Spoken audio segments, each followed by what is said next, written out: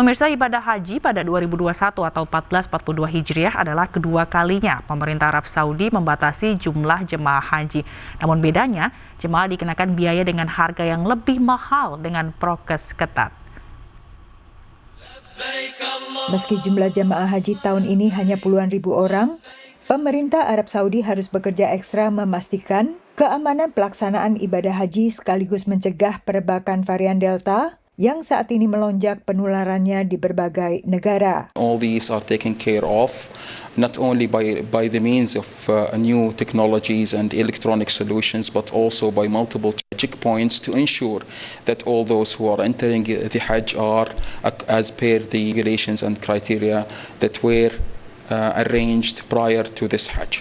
Sebagai salah satu jemaah haji, Konjen RI di Jeddah Eko Hartono memuji upaya maksimal pemerintah Saudi. Alhamdulillah mereka sudah banyak belajar dari penyelenggaraan haji tahun lalu. Dipermudah, dijaga dengan ketat, nggak ada karantina. Hanya memang itu cek aplikasi namanya Tawakalna yang menunjukkan bahwa kita memang sudah imun di situ. Lengkap semuanya, tes kesehatan, dan saya kira lebih tertib ini. Menurut Eko, dari 327 warga Indonesia yang melakukan ibadah haji tahun ini, 36 diantaranya adalah para diplomat dan keluarganya. Itu terutama perwakilan negara muslim ya, itu sama, semua dapat 5. Jadi kalau KJRI dapat 5 minimal ya, kemudian KBRI juga dapat 5 gitu. Dan ia berharap bisa menjadi contoh persiapan haji di Indonesia. Untuk penyelenggaraan haji tahun lalu, pemerintah Arab Saudi hanya membuka kesempatan bagi 1.000 jemaah, dan itu pun diberikan secara gratis.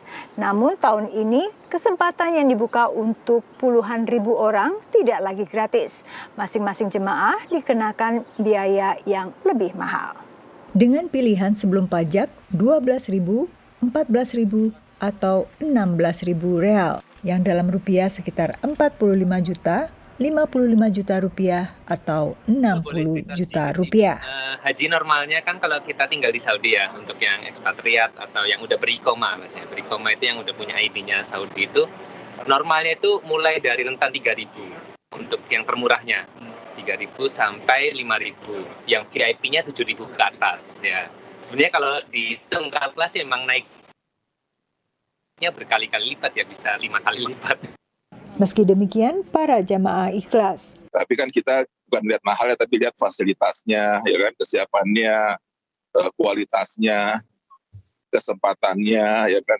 Jadi kalau kami datang dari Indonesia atau dari luar negeri, pertama izinnya susah, harganya juga akan jauh lebih mahal karena kan termasuk pesawat dan lain-lain. Khususnya bagi para mahasiswa. Dari segi jumlah, yang menurut saya ya uang bisa dicari lah. Alhamdulillah lebih besar beasiswanya dibandingkan dengan beasiswa yang dari universitas di sekitaran Arab ya Bu ya.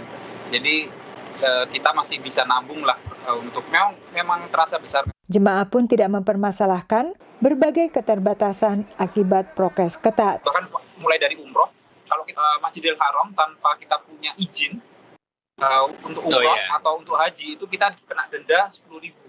Jadi kalau kita ingin melaksanakan rukun-rukun ibadah haji itu harus bersama satu grup supaya bisa dijaga mungkin protokol kesehatannya oleh si pemimpinnya. Gitu sih. Jadi kita nggak bisa misalnya kita pengen ke suatu tempat nih sekarang keluar sekarang itu nggak boleh.